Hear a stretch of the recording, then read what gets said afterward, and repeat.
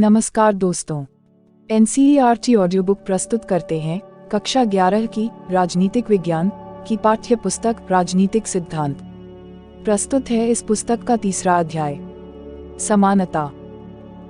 परिचय। यह अध्याय समानता की अवधारणा के बारे में है। समानता को एक मूल्य के रूप में संविधान में भी दर्ज किया गया है। यहाँ समानता की अवधारणा पर रोशनी डालते हुए निम्नलिखित सवालों को पड़ताल करने की कोशिश की गई है।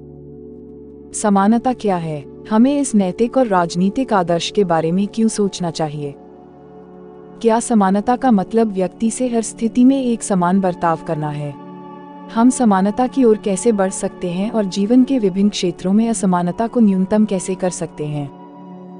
हम समानता के राजनीतिक, आर्थिक और सामाजिक आयामों को अलग अलग कैसे समझ सकते हैं?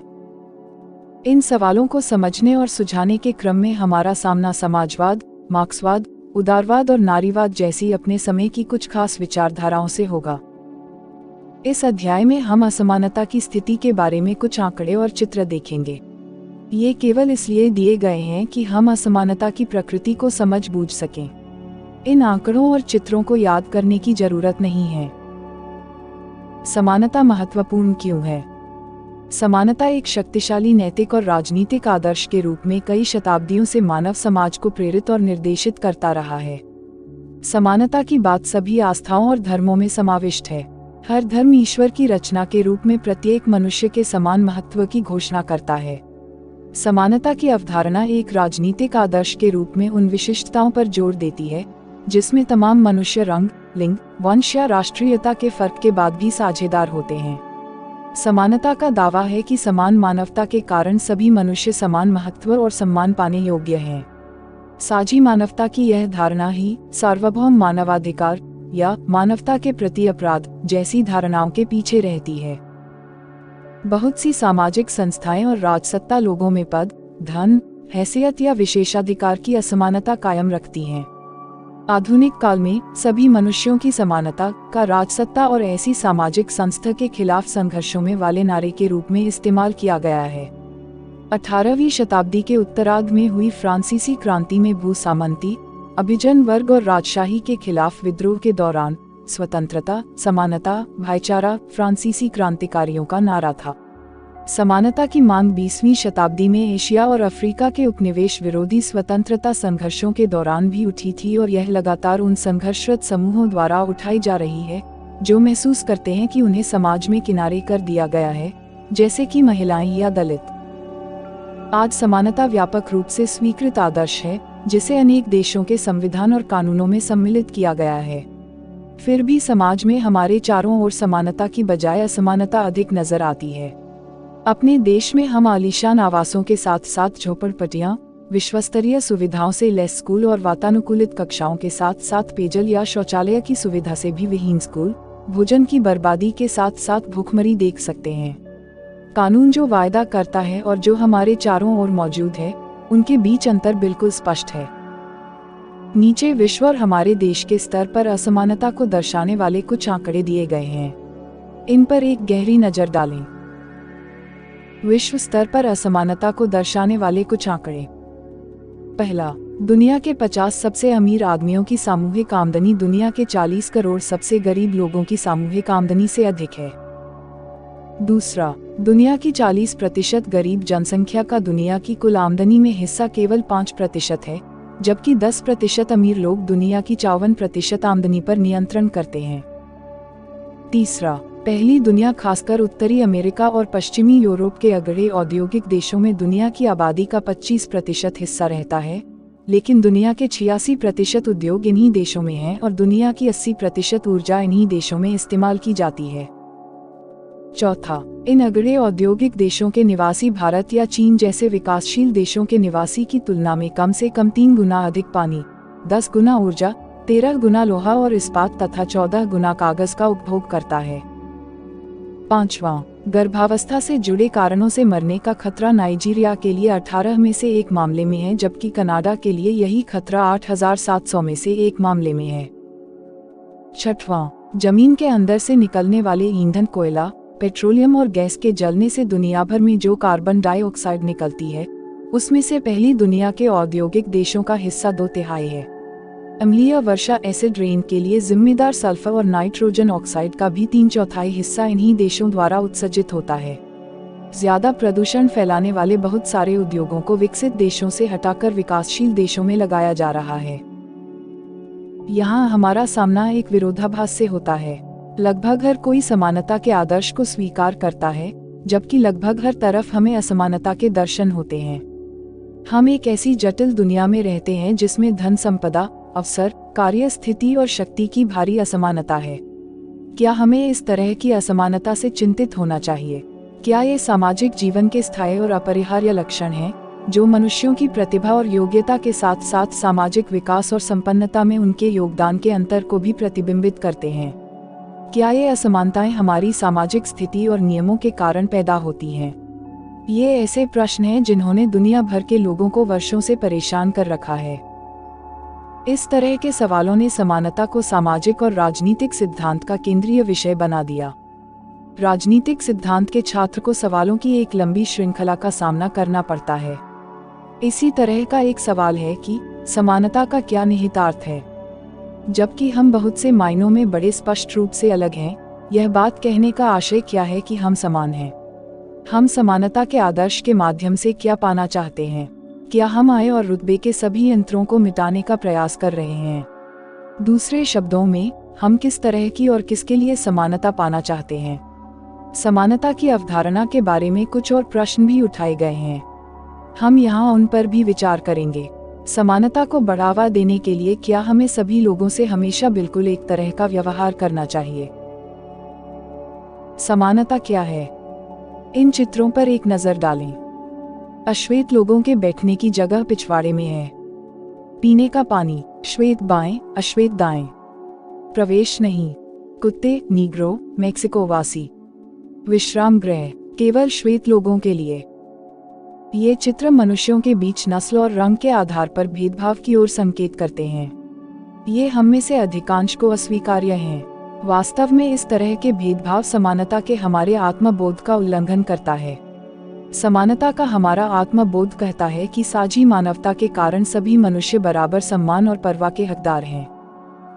हालांकि लोगों से बराबर सम्मान का व्यवहार करने का मतलब जरूरी नहीं कि हमेशा एक जैसा व्यवहार करना भी हो। कोई भी समाज अपने सभी सदस्यों के साथ सभी स्थितियों में पूर्णतया एक समान बर्ताव नहीं करता। समाज के सहज कार्य व्यापार के लिए कार्य का विभाजन जरूरी है।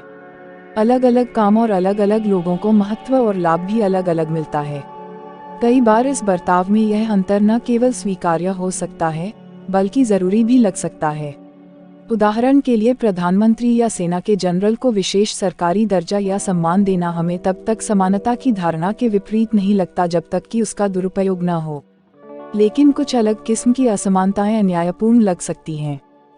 अब सवाल यह उठता है कि कौन सी विशिष्टताएं और विभेद स्वीकार किए जाने लायक हैं और कौन सी नहीं। कई बार लोगों से अलग तरह का बर्ताव इसलिए किया जाता है कि उनका जन्म किसी खास धर्म, नस्ल, जाति या लिंग में हुआ है। हम असमानता के इन आधारों को अस्वीकार करते हैं, लेकिन लोगों की आकांक्षाएं और लक्ष्य अलग अलग हो सकते हैं और हो सकता है कि सभी को समान सफलता न मिले। अगर वे अपने अंदर छुपी संभावनाओं को विकसित करने में सक्षम हैं तो ऐसा महसूस नहीं होगा कि समानता खतरे में है। कुछ लोग अच्छे संगीतकार हो सकते हैं, जबकि कुछ नहीं। कुछ प्रसिद्ध वैज्ञानिक बन सकते हैं, जबकि कुछ और अपने कड़े परिश्रम या चेतना के लिए विख्यात हो सकते हैं। समानता के आदर्श से जुड़े होने का यह मतलब नहीं है कि सभी तरह के अंतरों का उन्मूलन हो जाए। इसका मतलब केवल यह है कि हमसे जो व्यवहार किया जाता है और हमें जो भी अवसर प्राप्त होते हैं, वे जन्म या सामाजिक परिस्थितियों से निर्धारित नहीं होने चाहिए। अवसरों की समानता। समानता की अवधारणा में यह निहित है कि सभी मनुष्य अपनी दक्षता और प्रतिभा को विकसित करने के लिए तथा अपने लक्ष्यों और आकांक्षाओं को पूरा करने के लिए समान अधिकार और अवसरों के हकदार हैं। इसका आशय यह है कि समाज में लोग अपनी पसंद और प्राथमिकताओं के मामलों में अलग हो सकते हैं। उनकी प्रतिभा और योग्यताओं में भी अंतर हो सकता है और हो सकता है इस कारण से कुछ लोग अपने चुने हुए क्षेत्रों में बाकी लोगों से ज्यादा सफल हो जाएं। लेकिन केवल इसलिए कि कोई क्रिकेट में पहले पायदान पर पहुंच गया है या कोई बहुत सफल वकील बन गया है, समाज को असमान नहीं माना जा सकता। दूसरे शब्दों में सामाजिक दर्जा, संपत्ति या विशेषाधिकारों में समानता का अभाव होना महत्वपूर्ण नहीं है, लेकिन शिक्षा, स्वास्थ्य और सुरक्षित आवास जैसी बुनियादी चीजों की उपलब्धता में असमानताओं से कोई समाज असमान और अन्यायपूर्ण बनता है।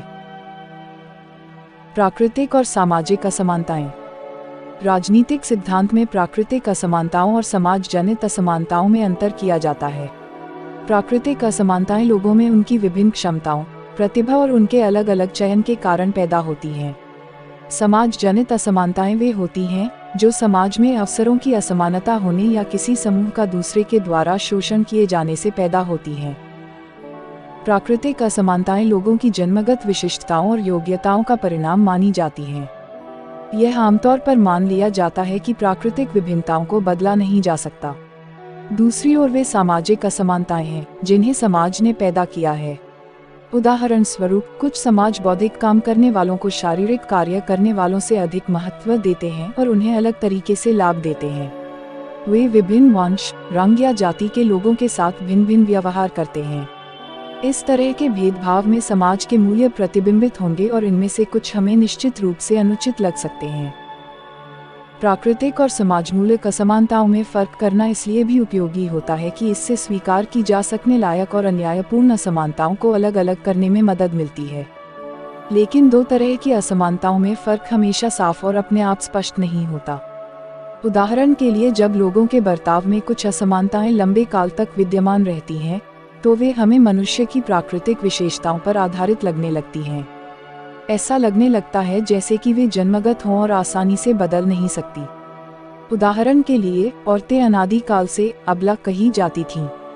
उन्हें भीरू एवं पुरुषों से कम बुद्धि का माना जाता था, जिन्हें विशेष संरक्षण की जरूरत थी। इसलिए यह मान लिया गया था कि औरतों को समान अधिकार से वंचित करना न्यायसंगत है। अफ्रीका में काले लोग उनके औपनिवेशिक शासकों द्वारा कम बुद्धि वाले, निरे बच्चे और महज शारीरिक श्रम, खेल कूद और संगीत में बेहतर माने गए। यह धारणा दास प्रथा जैसी संस्थाओं को न्यायोचित ठहराने में प्रयुक्त हुई। ऐसे सभी मानकों और मूल्यांकनों पर अब सवाल उठाए जा रहे हैं। उन्हें प्राकृतिक लक्षणों पर आधारित मानने से अधिक जनता की शक्ति और राष्ट्र की सत्ता के बीच के फर्क का प्रतिबिंब माना जाता है। प्राकृतिक विशिष्टता की धारणा से एक और समस्या उत्पन्न होती है। वह यह है कि प्राकृतिक मानी गई कुछ भिन्नताएं अब अपरिवर्तनीय नहीं रहीं। उदाहरण स्वरूप, चिकित्सा विज्ञान और तकनीकी प्रगति ने विकलांग व्यक्तियों का समाज में प्रभावी ढंग से काम करना संभव बना दिया है। आज कंप्यूटर नेत्रहीन व्यक्ति की मदद कर सकते हैं, पहियादार कुर्सी और कृत्रिम पांव शारीरिक अक्षमता के निराकरण में सहायक हो सकते हैं। यहाँ तक कि कॉस्मेटिक सर्जरी से किसी व्यक्ति की शक्ल सूरत भी बदली जा सकती है। प्रसिद्ध भौतिकविद स्टीफन हॉकिंस शायद ही चल या बोल सकते हैं, पर उन्होंने विज्ञान में बड़ा योगदान किया है। आज अगर विकलांग लोगों को उनकी विकलांगता से उबरने के लिए जरूरी मदद और उनके कामों के लिए उचित पारिश्रमिक देने से इस आधार पर इनकार कर दिया जाए कि प्राकृतिक रूप से वे कम सक्षम हैं, तो यह अधिकतर लोगों को अन्यायपूर्ण लगेगा। इन सब जटिलताओं के कारण प्राकृतिक और सामाजिक असमानताओं के बीच के फर्क को किसी समाज के कानून और नीतियों का निर्धारण करने में मानदंड के तौर पर उपयोग करना कठिन होता है। इसी कारण से बहुत से सिद्धांतकार अपने चयन से पैदा हुई असमानता और व्यक्ति के विशेष परिवार या परिस्थितियों में जन्म लेने से पैदा हुई असमानता में फर्क करते हैं। यह दूसरी तरह की असमानता ही समानता के पक्षधर लोगों के सरोकार का स्रोत है। वे चाहते हैं कि परिवेश से जन्मी असमानता को न्यूनतम और समाप्त किया जाए। समानता के 3 आयाम। हमने इस सवाल पर विचार किया कि किस प्रकार के सामाजिक अंतर स्वीकार किए जा सकते हैं। इस पर विचार करने के बाद हमें यह सोचने की जरूरत है कि समानता के वे कौन कौन से आयाम हैं जिन्हें हम पाना चाहते हैं। समाज में व्याप्त अलग अलग तरह की असमानताओं को पहचानते समय विभिन्न विचारकों और विचारधाराओं ने समता के राजनीतिक, सामाजिक और आर्थिक 3 आयामों को रेखांकित किया। समानता के इन तीनों आयामों को लक्ष्य करते हुए ही एक अधिक न्यायपूर्ण और समतामूलक समाज की ओर बढ़ा जा सकता है। राजनीतिक समानता। लोकतांत्रिक समाजों में आमतौर पर सभी सदस्यों को समान नागरिकता प्रदान करना राजनीतिक समानता में शामिल है। आप नागरिकता के अध्याय में पढ़ेंगे कि समान नागरिकता अपने साथ कुछ मूल अधिकार, मसलन मतदान का अधिकार, कहीं भी आने जाने, संगठन बनाने और अभिव्यक्ति की स्वतंत्रता और धार्मिक विश्वास की आज़ादी लाती है। ये ऐसे अधिकार हैं जो नागरिकों को अपना विकास करने और राज्य के कामकाज में हिस्सा लेने में सक्षम बनाने के लिए आवश्यक माने जाते हैं। लेकिन ये केवल औपचारिक अधिकार हैं जिन्हें औपचारिक संविधान और कानूनों द्वारा सुनिश्चित किया गया है। हम जानते हैं कि सभी नागरिकों को समान अधिकार देने वाले देशों में भी काफ़ी असमानता बरकरार है। ऐसी असमानताएं अमूमन सामाजिक और आर्थिक क्षेत्र में नागरिकों को उपलब्ध संसाधनों और अवसरों की भिन्नता का परिणाम होती हैं। इसलिए अक्सर समान अवसर या मुकाबले के लिए एक समान स्थितियों की मांग उठती है। हमें याद रखना चाहिए कि राजनीतिक समानता न्यायपूर्ण और समतावादी समाज के गठन के लिए निश्चित रूप से महत्वपूर्ण घटक है, लेकिन वह अपने आप में पर्याप्त नहीं होती। सामाजिक समानता। राजनीतिक समानता या समान कानूनी अधिकार देना इस लक्ष्य को प्राप्त करने की दिशा में पहला कदम था, पर इसके साथ अवसरों की समानता देना भी महत्वपूर्ण था। राजनीतिक समानता की जरूरत उन बाधाओं को दूर करने में है जिन्हें दूर किए बिना लोगों का सरकार में अपनी बात रखने और उपलब्ध साधनों तक पहुंचना संभव नहीं होगा। समानता के उद्देश्य की आवश्यकता यह भी है कि विभिन्न समूह और समुदायों के लोगों के पास इन साधनों और अवसरों को पाने का बराबर और उचित मौका हो। इसके लिए यह जरूरी है कि सामाजिक और आर्थिक असमानताओं के प्रभावों को न्यूनतम किया जाए। समाज में सभी सदस्यों के जीवनयापन के लिए अन्य चीजों के अतिरिक्त पर्याप्त स्वास्थ्य सुविधा, अच्छी शिक्षा पाने का अवसर, उचित पोषक आहार व न्यूनतम वेतन जैसी कुछ न्यूनतम चीजों की गारंटी भी जरूरी माना गया। इन सुविधाओं के अभाव में समाज के सभी सदस्यों के लिए समान शर्तों पर स्पर्धा करना संभव नहीं होगा। जिस समाज में अवसरों की समानता विद्यमान न हो, वहां में अंतर्निहित प्रतिभा का विशाल खजाना बर्बाद हो जाता है। भारत में समान अवसरों के मद्देनजर एक विशेष समस्या सुविधाओं की कमी की वजह से नहीं, बल्कि कुछ सामाजिक रीति रिवाजों से सामने आती है। देश के विभिन्न हिस्सों में औरतों को उत्तराधिकार का समान अधिकार नहीं मिलता। कुछ एक गतिविधियों में उनके शामिल होने पर पाबंदी होती है और उन्हें उच्च शिक्षा प्राप्त करने से भी हतोत्साहित किया जाता है।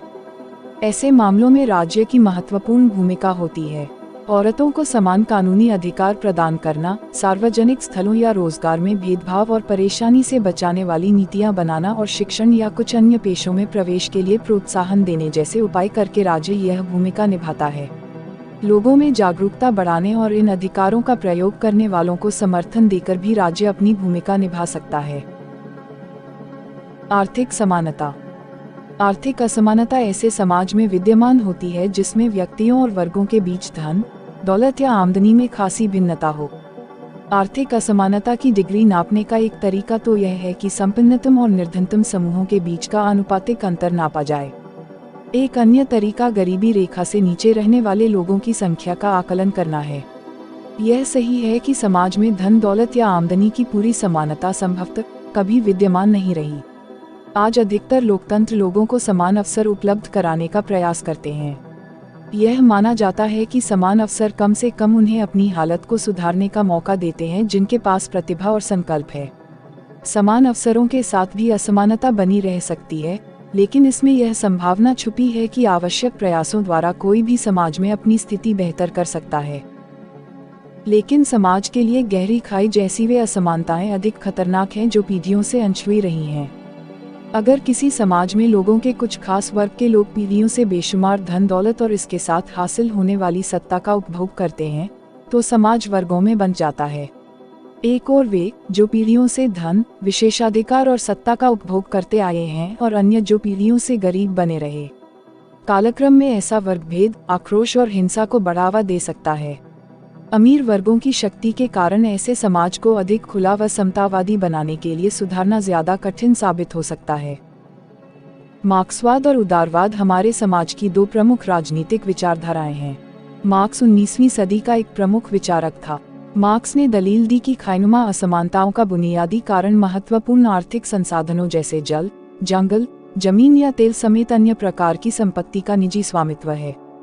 निजी स्वामित्व मालिकों के वर्ग को सिर्फ अमीर नहीं बनाता, उन्हें राजनीतिक ताकत भी देता है। यह ताकत उन्हें राज्य की नीतियों और कानूनों को प्रभावित करने में सक्षम बनाती है और वे लोकतांत्रिक सरकार के लिए खतरा साबित हो सकते हैं। मार्क्सवादी और समाजवादी महसूस करते हैं कि आर्थिक असमानताएं सामाजिक रुतबे या विशेषाधिकार जैसी अन्य तरह की सामाजिक असमानताओं को बढ़ावा देती हैं।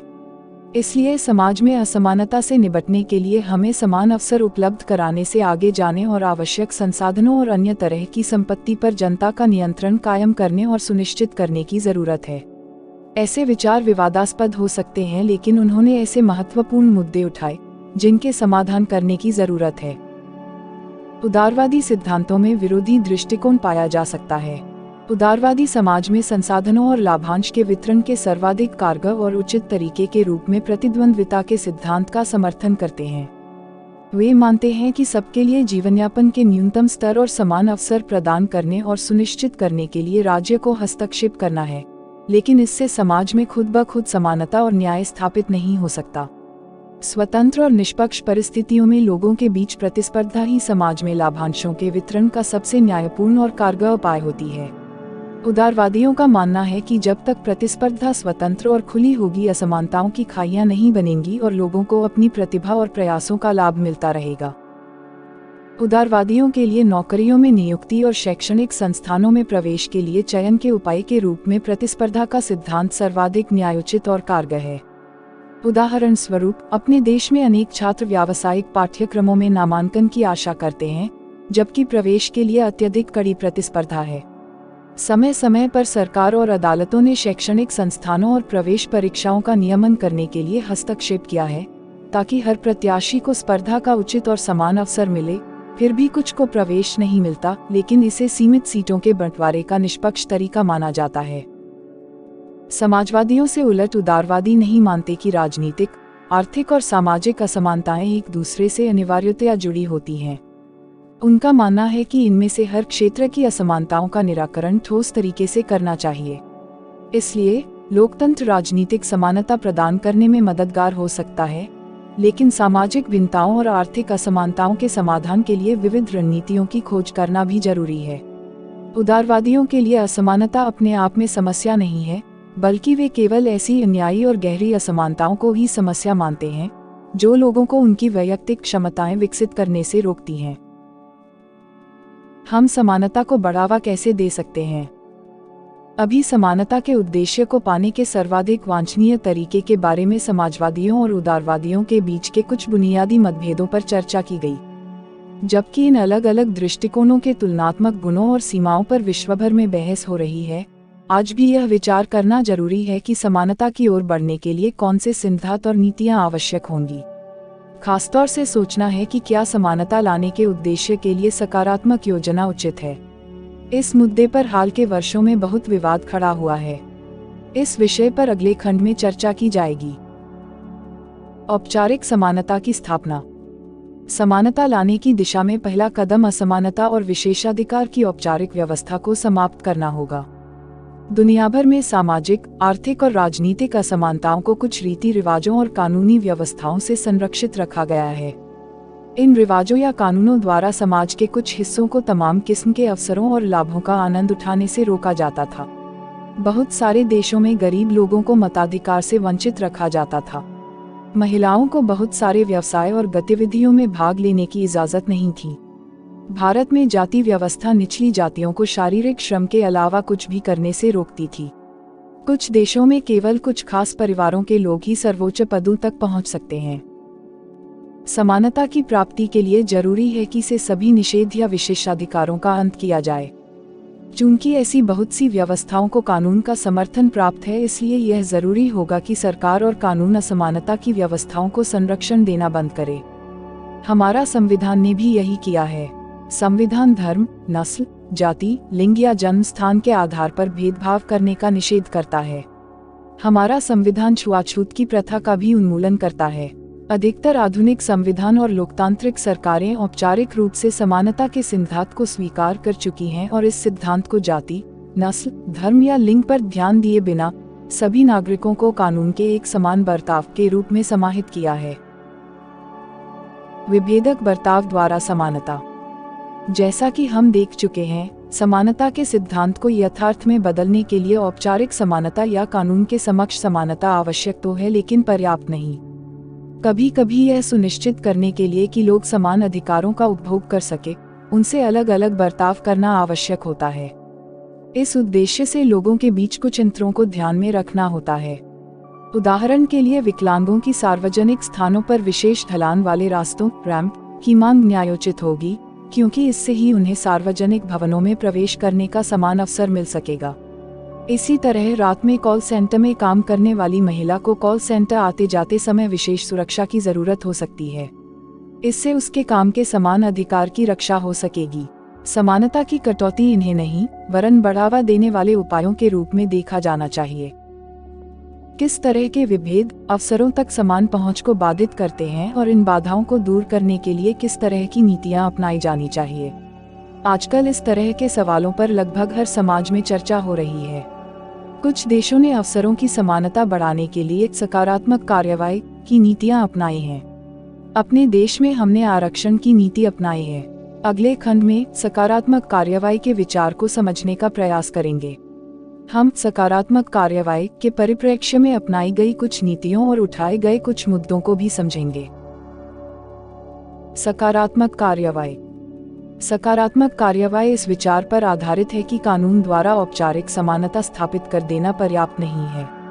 असमानताओं को मिटाने के लिए जरूरी होगा कि असमानता की गहरी खाइयों को भरने वाले अधिक सकारात्मक कदम उठाए जाएं। इसीलिए सकारात्मक कार्रवाई की अधिकतर नीतियां अतीत की असमानताओं के संचयी दुष्प्रभावों को दुरुस्त करने के लिए बनाई जाती हैं। सकारात्मक कार्रवाई के कई रूप हो सकते हैं।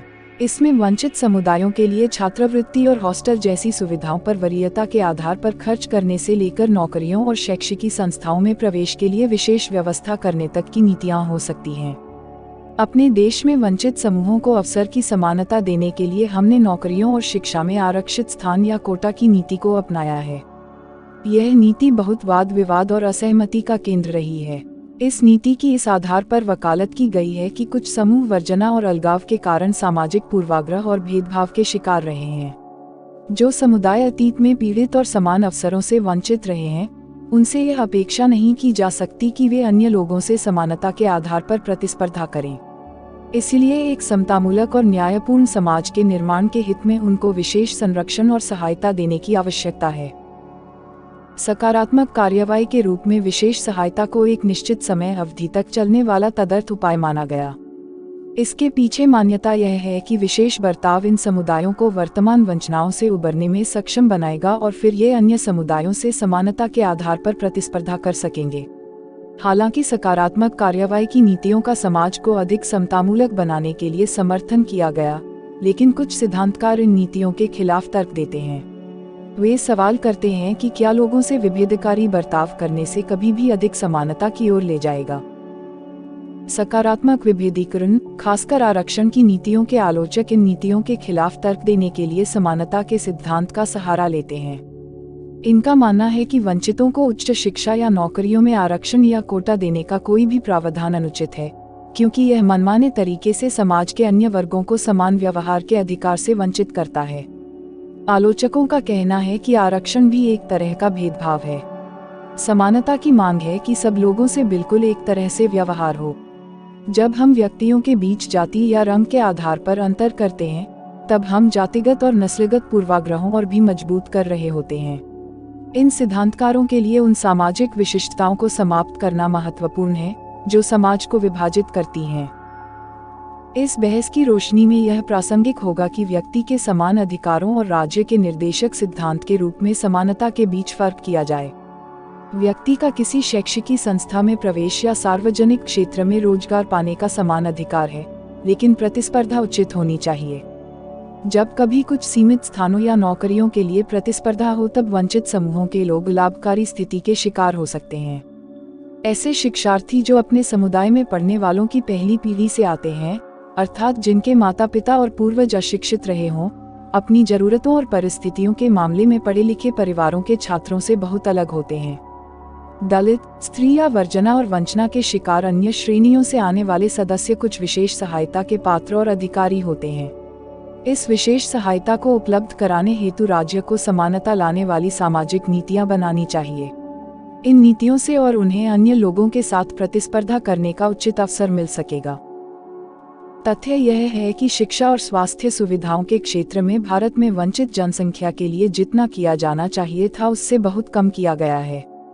स्कूली शिक्षा के स्तर पर असमानताएं चौंकाने वाली हैं। ग्रामीण और शहरी झोपड़पट्टी के बहुत सारे गरीब बच्चों के स्कूल जाने की संभावना नहीं के बराबर है। यदि उन्हें अवसर मिल भी गया तब उनके स्कूल के पास उन्हें देने के लिए कुछ नहीं होता। खासकर अभिजात वर्गीय स्कूलों की सुविधाओं की तुलना में ये बच्चे कुछ असमानताओं के साथ स्कूल में प्रवेश लेते हैं। ये असमानताएं उनका पीछा नहीं छोड़ती और योग्यता बढ़ाने या नौकरी पाने की संभावनाओं पर लगातार चोट पहुंचाती रहती हैं। ये छात्र अभिजात समझे जाने वाले व्यावसायिक पाठ्यक्रमों में प्रवेश पाने में बाधाओं का सामना करते हैं क्योंकि उनके पास विशेष कोचिंग के लिए जरूरी साधनों का अभाव होता है। व्यावसायिक पाठ्यक्रमों की फीस भी इतनी ज्यादा होती है कि उससे भी एक घेराबंदी जैसी हो जाती है।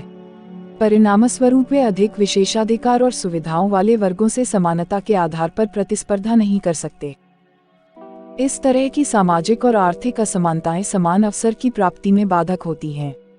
अधिकतर सिद्धांतकार आज इस बात को मानते हैं। समान अवसर के लक्ष्य से सभी सहमत हैं। विवाद उन नीतियों के बारे में है जो राज्य को इस लक्ष्य की प्राप्ति के लिए अपनानी चाहिए। क्या राज्य को वंचित समुदायों के लिए कुछ स्थान आरक्षित कर देने चाहिए या उन्हें कम उम्र से ही विशेष सुविधाएं उपलब्ध कराई जानी चाहिए ताकि इन बच्चों की योग्यता और प्रतिभा का विकास हो सके? वंचित कौन है? इसे परिभाषित कैसे किया जाए? क्या वंचितों की पहचान आर्थिक आधार पर की जानी चाहिए या जाति व्यवस्था से पैदा हुई सामाजिक असमानताओं के आधार पर? ये सामाजिक नीति के वे पहलू हैं जिनके बारे में आज भी बहस हो रही है। अंततः हम जो भी नीतियां चुनते हैं उन्हें सबके लिए समतामूलक और न्यायपूर्ण समाज बनाने में मिली सफलता के आधार पर जांचना पड़ेगा। समानता के विषय पर सोचते समय हमें प्रत्येक व्यक्ति को बिल्कुल एक जैसा मानने और प्रत्येक व्यक्ति को मूलतः समान मानने में अंतर करना चाहिए। मूलतः समान व्यक्तियों को विशेष स्थितियों में अलग अलग बर्ताव की जरूरत हो सकती है, लेकिन ऐसे सभी मामलों में सर्वोपरि उद्देश्य समानता को बढ़ावा देना ही होगा। समानता के लक्ष्य को पाने के लिए अलग या विशेष बर्ताव के बारे में सोचा जा सकता है, लेकिन इसके लिए औचित्य सिद्ध करना और सावधानीपूर्वक पुनर्विचार आवश्यक होता है। चूंकि अलग अलग समुदायों के लिए अलग अलग बर्ताव जाति व्यवस्था और रंगभेद के अंग थे, इसलिए उदारवादी एक जैसा बर्ताव के सिद्धांत से हटते हुए बहुत सावधान रहते हैं। समानता के उद्देश्य से जुड़े बहुत से मुद्दे नारीवादी आंदोलन द्वारा उठाए गए। 19वीं सदी में स्त्रियों ने समान अधिकारों के लिए संघर्ष किया। उदाहरण के लिए उन्होंने मताधिकार, कॉलेज यूनिवर्सिटी में डिग्री पाने का अधिकार और काम के लिए अधिकार की उसी प्रकार मांग की जैसे अधिकार पुरुषों को हासिल थे।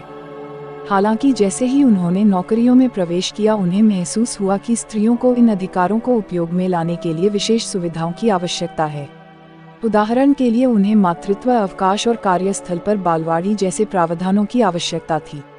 इस प्रकार के विशेष बर्ताव के बिना वे न तो गंभीरतापूर्वक स्पर्धा में भाग ले सकेंगी और न ही सफल व्यावसायिक और निजी जीवन का आनंद उठा सकेंगी।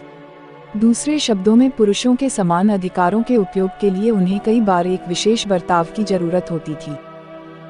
जब हम समानता के मुद्दे पर सोचते हैं और यह जांचते हैं कि एक खास स्थिति में विशेष बर्ताव जरूरी है या नहीं, तो हमें लगातार स्वयं से ही पूछने की जरूरत है कि क्या विशेष बर्ताव यह सुनिश्चित करने के लिए आवश्यक है कि एक समूह समान अधिकारों का उसी प्रकार आनंद उठा सके जैसा कि शेष समाज। हालांकि यह सावधानी हमेशा बरतनी चाहिए कि विशेष बर्ताव वर्चस्व या शोषण की नई संरचनाओं को जन्म न दे अथवा यह विशेष बर्ताव समाज में विशेषाधिकार और शक्ति को फिर से स्थापित करने वाला एक और प्रभावशाली उपकरण न बन जाए। विशेष बर्ताव का उद्देश्य और औचित्य एक न्यायपरक और समतामूलक समाज को बढ़ावा देने के माध्यम के अलावा कुछ और नहीं है। हमारी पाठ्य पुस्तक का तीसरा अध्याय यहाँ समाप्त होता है। आपसे अनुरोध है कि इस ऑडियो बुक को ज़्यादा से ज़्यादा शेयर करें। इस ऑडियो बुक से संबंधित यदि कोई शिकायत या सुझाव हो तो आप हमें कमेंट बॉक्स में जरूर लिखें। आपकी प्रतिक्रिया हमारे लिए अति महत्वपूर्ण है ताकि हम आपके लिए इस ऑडियो बुक को और भी बेहतर बना सकें। अब हम आपसे मिलेंगे इसी पाठ्य पुस्तक के अगले अध्याय में। तब तक के लिए खुश रहिए, मस्त रहिए और खूब मन लगाकर पढ़ाई कीजिए। जय हिंद, जय भारत।